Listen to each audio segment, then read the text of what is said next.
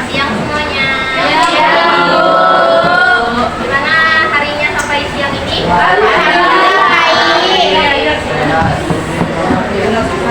Kenapa dia nggak baik? Ya, ini Oke, untuk pertemuan kali ini Ibu membahas tentang persebaran nenek moyang bangsa Indonesia. Nah, sebelum masuk ke materi ini, Ibu mau mengulang sedikit tentang manusia-manusia purba. Nah, masih ingat nggak materi yang minggu lalu? Ada berapa manusia purba yang ada di Indonesia? Tiga kan? Apa aja yang pertama? Megatrobus. Gitu kan?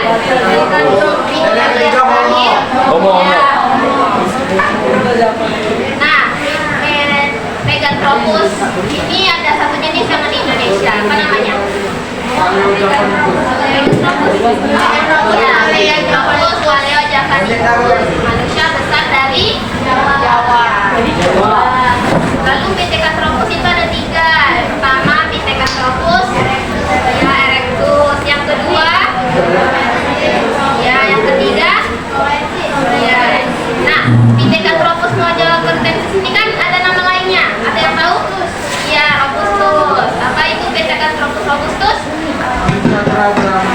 Ya. Lalu Homo ada dua, yaitu Homo wajachensis dan Homo flores. Oke, karena kalian sudah memahami apa itu manusia purba. Lanjut, materi selanjutnya persebaran nenek moyang bangsa Indonesia. Nah, sebelum masuk, Ibu pengen kalian mengamati nih di lingkungan sekitar kalian. Pasti kalian itu kan tahu bahwa Indonesia ini mempunyai beragam suku. Suku-suku apa aja yang kalian ketahui? Jawa, Minang, Jawa, Melayu, Sunda, lagi? Iya, Bugis. Itu marga. Nah, dari semua suku-suku yang kalian sebutkan, ya, itu suku-suku yang masih beberapa suku yang ada di Indonesia. Nah, mengapa Indonesia mempunyai beragam suku? Ada beberapa faktor. Misalnya itu karena letak geografis Indonesia. Seperti yang kita tahu, Indonesia itu dari zaman dulu merupakan jalur perdagangan. Nah, di mana para pedagang yang singgah untuk berdagang di Indonesia bukan hanya untuk berdagang, tetapi mereka juga menyebarkan kebudayaan di Indonesia. Ada juga faktor bahwa Indonesia ini negara kepulauan. Seperti yang kalian tahu, Indonesia itu terdiri dari beberapa pulau besar dan pulau kecil, ya kan? Nah, di setiap pulau-pulau itu pasti memiliki suku atau budaya yang berbeda, baik dari satu pulau dan pulau-pulau yang lain. Selain karena Indonesia ini adalah negara kepulauan, ada juga faktor lain, yaitu bahwa Indonesia ini memiliki suku-suku yang banyak karena kondisi alamnya. Nah, tergantung kondisi alam mereka pasti memiliki suku-suku dan budaya yang berbeda. Apa sangkut pautnya dengan nenek moyang?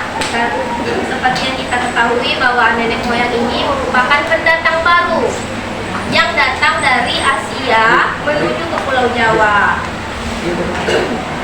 Nah, pendatang-pendatang baru ini menetap di suatu daerah dan membentuk suku-suku yang akhirnya terbentuk suku-suku bermacam-macam suku yang ada di Indonesia. Ada yang tahu nggak? Menurut kalian berapa banyak suku yang ada di Indonesia? Kalau di dalam angka menurut kalian berapa? Kecil ya? Kecil. 100. Naik lagi. 8. Naik lagi. 134. 880. Iya, 300. Sekitar 300 suku yang ada di Indonesia. Oke. Migrasi manusia ini diperkirakan baru berlangsung pada Pleistosen bawah dari daratan Asia Tenggara menuju ke daratan Jawa. Dan besar perkiraan kehidupan di daerah eksploitasi baru ini tertuju kepada daerah-daerah di pesisir pantai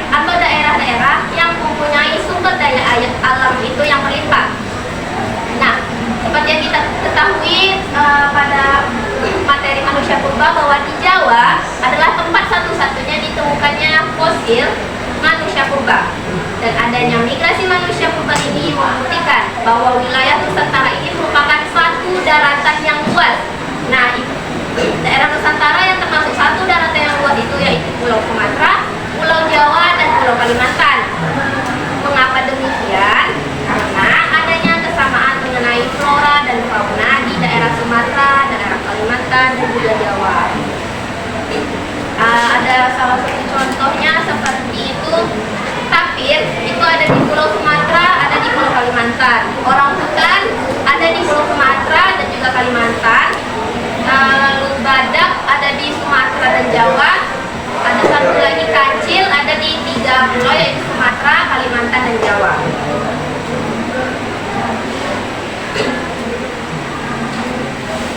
Nah, manusia modern awal di kepulauan Indonesia dan Asia Tenggara ini paling tidak itu sudah hadir pada 45.000 tahun yang lalu. Dan kehidupan modern ini dibagi menjadi 3 kelompok. Yang pertama itu kehidupan manusia modern pada awal zaman es hingga zaman es itu mencair sekitar 12.000 tahun yang lalu. Dan ini merupakan penduduk asli dari Asia Tenggara. Lalu kelompok yang kedua itu kehidupan manusia modern dari ras Australopithecus. Nah, Australopithecus ini merupakan ras pertama yang sudah migrasi ke Nusantara. Lalu yang ketiga itu kelompok kehidupan manusia dari ras Mongoloid yang sekitar 4.000 tahun yang lalu. Nah, yang ketiga ini merupakan pendatang baru. Ada 2 ras yaitu Proto-Melayu dan juga Neutro-Melayu.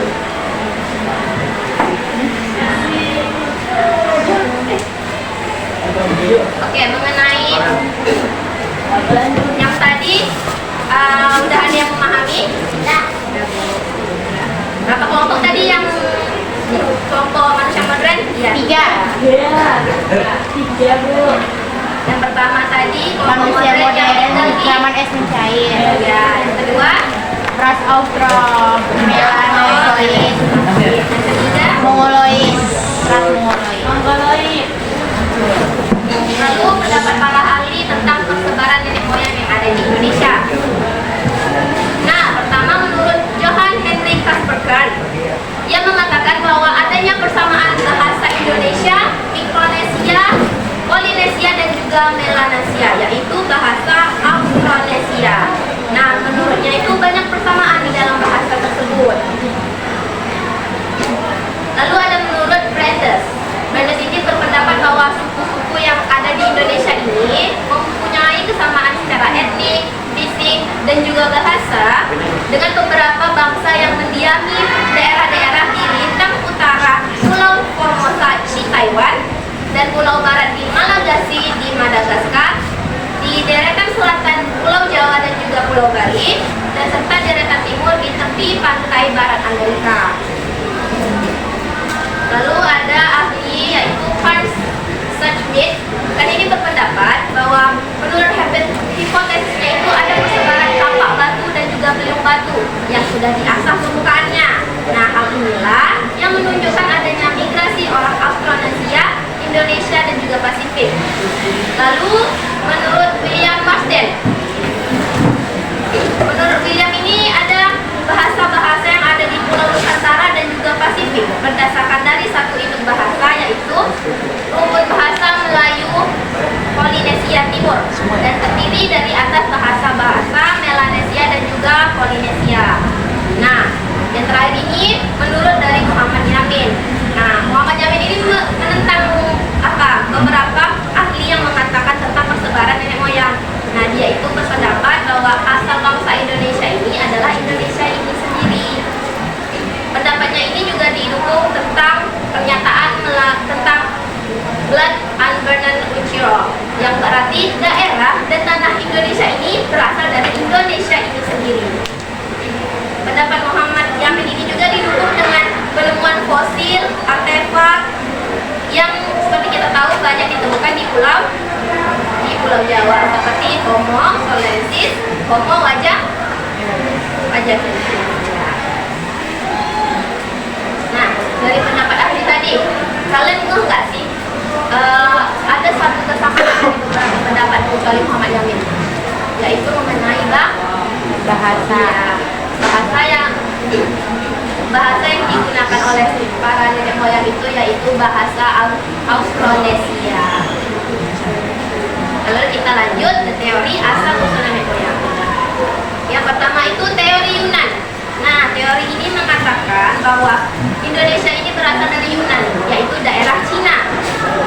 Hal ini didasarkan dengan penelitian terhadap adanya rukun bahasa dan juga alat-alat yang ditemukan. Teori ini didukung oleh beberapa ahli seperti Gardner, Hearn, Foster, Logan, Slamet Mujana, dan juga Asma Haji Omar. Lalu ada teori out of Taiwan. Teori ini mengungkapkan bahwa asal-usul bangsa Indonesia ini berasal dari Kepulauan Formosa yang ada di Taiwan. Nah, menurut teori ini, bahasa yang digunakan dan berkembang di Indonesia ini banyak termasuk oleh bahasa apa tadi? Austronesia. Ya, bahasa maupun Austronesia ini digunakan oleh para leluhur bangsa Indonesia dan terus berkembang sampai terbentuk bahasa Indonesia yang sekarang. Lalu teori Nusantara. Teori ini menyebutkan bahwa bangsa Indonesia ini berasal dari wilayah Indonesia itu sendiri, yakni bangsa Indonesia sendiri tanpa melalui migrasi dari manapun. Dan dasar utama dari teori ini berdasarkan pada bangsa Melayu yang merupakan bangsa pedalaman yang sudah lama. Dan teori Nusantara ini juga didukung oleh penemuan adanya kesamaan bahasa Melayu dengan bahasa di Kamboja. Lalu yang terakhir itu teori out of Africa. Nah, teori ini mengatakan bahwa asal-usul nenek moyang bangsa Indonesia ini berasal dari Afrika. Anggapan ini berdasarkan kajian ilmu umum genetika melewati penelitian DNA mitokondria gen perempuan dan juga gen laki-laki. Mereka kemudian bermigrasi dari Afrika hingga ke wilayah Australia yang sudah mendekati wilayah Nusantara. Nah, tadi aku bilang kan ada kesamaan antara oleh pendapat para ahli tadi. Ini contoh-contoh dari bahasa Austronesia. Mereka dikatakan sama, tetapi tidak sepenuhnya sama. Pasti ada beberapa kosakata yang agak sedikit berbeda. Bisa dilihat di bahasa Melayu, dua itu di Polinesia bacanya dua. Telinga di Polinesia talinga. Batu di Polinesia itu batu. Ikan di Melayu itu di Polinesia hanya ada ika, tidak memakai i. Ini contoh lain dari kata-kata contoh lain dari bahasa Austronesia.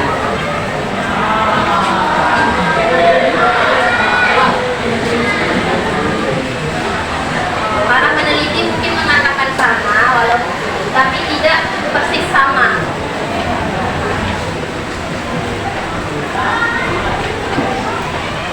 Oke, tentang teori-teori persebaran nenek moyang sudah ada yang paham?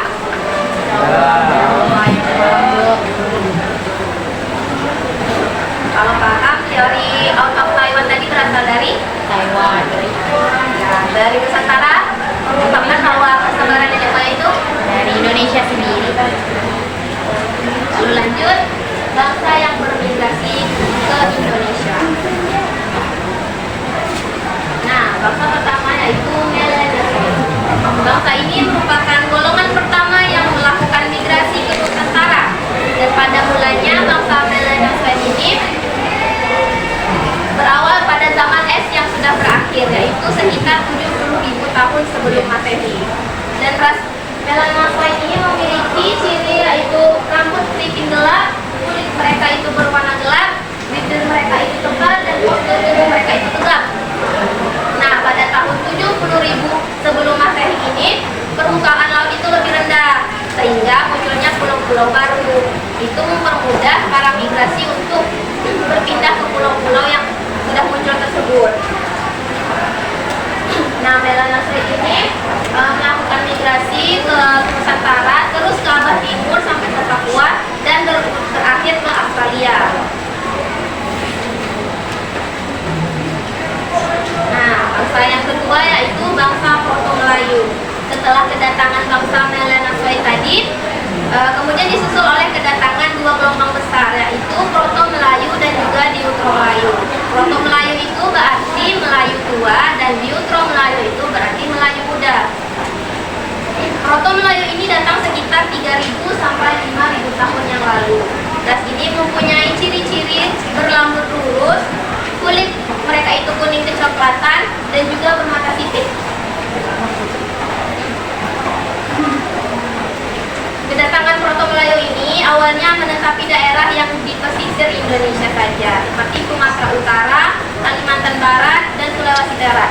Proto Melayu ini membawa peradaban batu ke Indonesia.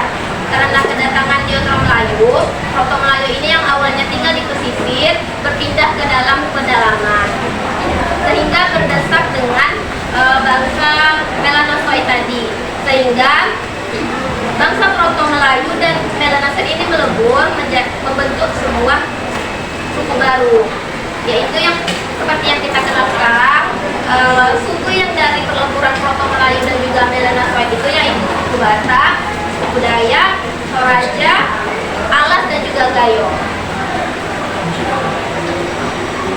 Nah, yang terakhir yaitu bangsa Neutro Melayu, nenek moyang bangsa Indonesia, yang tiba sekitar pada tahun 500 sebelum Masehi. Dan ciri-ciri mereka hampir sama dengan Proto Melayu, berambut lurus, mata mereka itu sipit, kulit mereka itu kuning dan sawo mata, dan tubuh mereka ini cenderung kecil.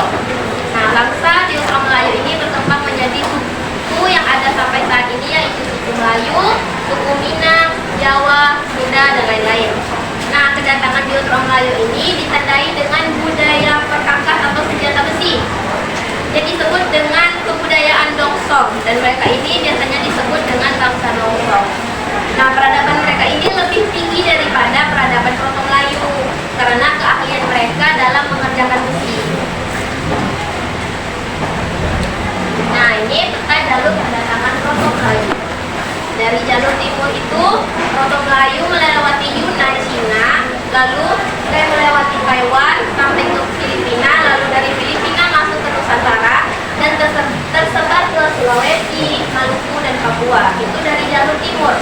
Dan dari jalur barat, Proto Melayu ini melalui Yunnan, lalu ke Malaysia, dari Malaysia ke Nusantara, dan tersebar ke Sumatera, Kalimantan, Jawa, Bali, dan juga Nusa Tenggara. Nah, untuk peta jalur kedatangan Neutro Melayu melalui Cina Selatan, melewati Thailand, dari Thailand masuk ke Malaysia, dan setelah dari Malaysia mereka menyebar ke sepanjang daerah pantai di Indonesia. Nah, ini jalur kedatangan Proto Melayu dan juga Neutro Melayu. Bisa dilihat dari yang sebelah timur. Ini merupakan jalur yang dari jalur timur, dari Cina menuju Taiwan lalu ke Filipina, dari Filipina menuju ke Sulawesi, Maluku, dan lanjut ke daerah Papua. Nah, untuk jalur baratnya dari Cina menuju Malaysia, dari Malaysia lalu menyebar ke Indonesia, ke Kalimantan, ke Sumatera, ke Jawa, Bali, dan juga Nusa Tenggara. Bisa dilihat ini yang hijau jalur Neutro Melayu, dari Cina menuju semenanjung Malaysia lalu ke daerah-daerah pesisir yang ada di Indonesia. Oke, sampai sini ada yang Bapak sudah memahami bagaimana jalur masuknya mereka.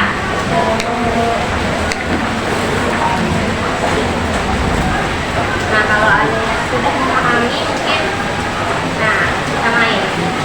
Ini sebentar mengenai persebaran nenek moyang.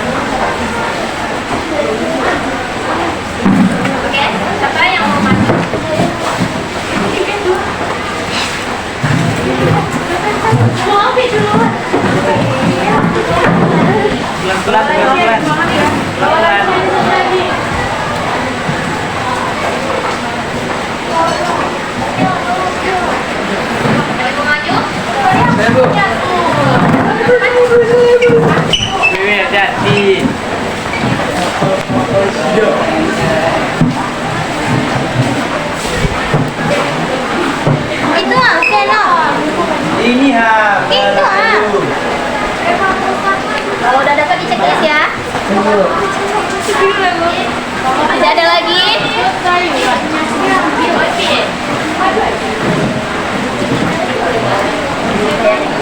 Udah, Bu. Ya.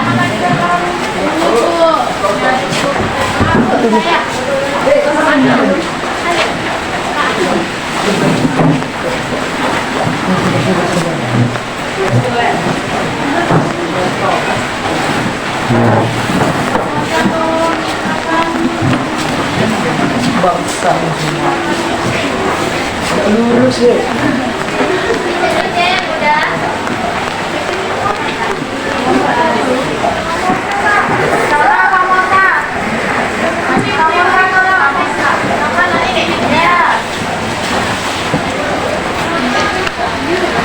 Apa lagi yang belum? Nusantara. Aku juga belum dapet. Saya bisa lagi loh. Bisa lagi. Udah.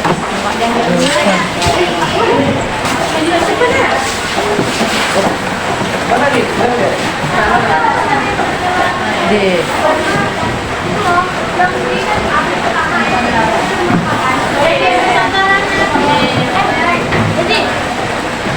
D. Apa? Aku mau lu. Kasih lah. Diambil aja.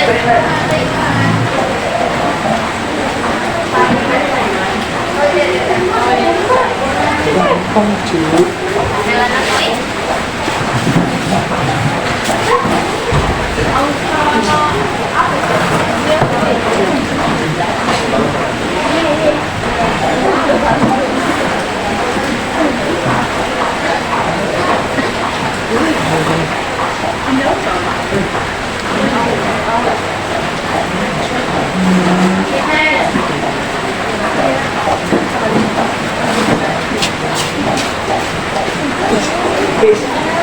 Is. Oke, ada satu lagi. Is. What is? Oh. Kotak apa? Kata istilah. Bagi yang mau, yang belum. Nah.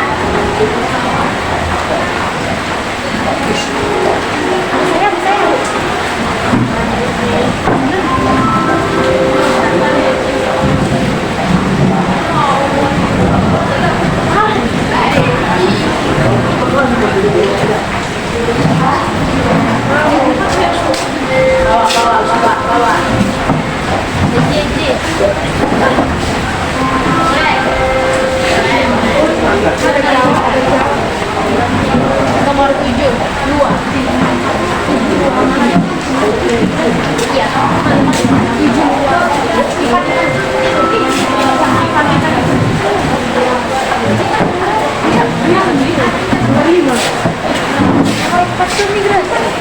Iya. Tahu semua masuk Indo.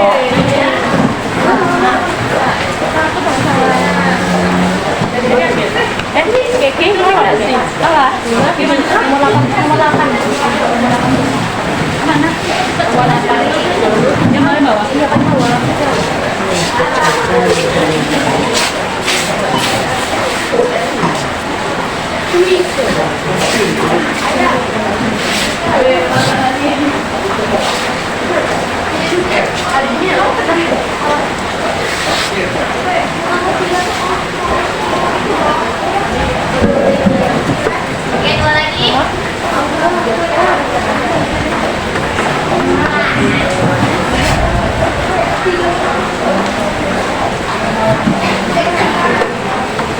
Udah diambil. Nggak suruh ini. Ibu bolanya.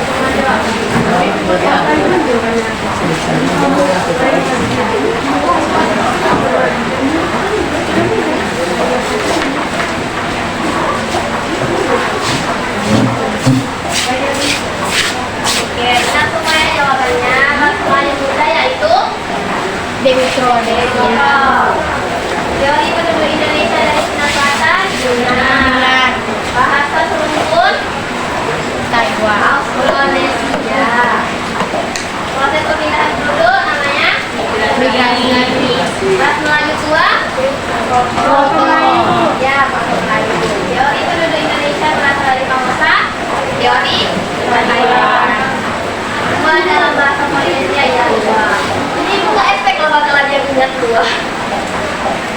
Lalu tempat ditemukan fosil Indonesia di Jawa. Ya, benar semua. Tepuk tangan untuk kita semua. Hijau tadi ya hijau.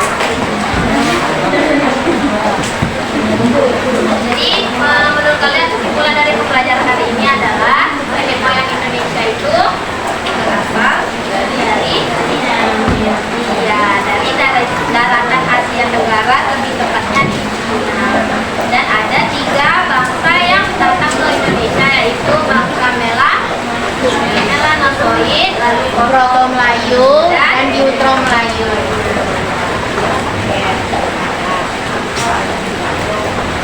Nah, untuk hari ini segini aja materi kita.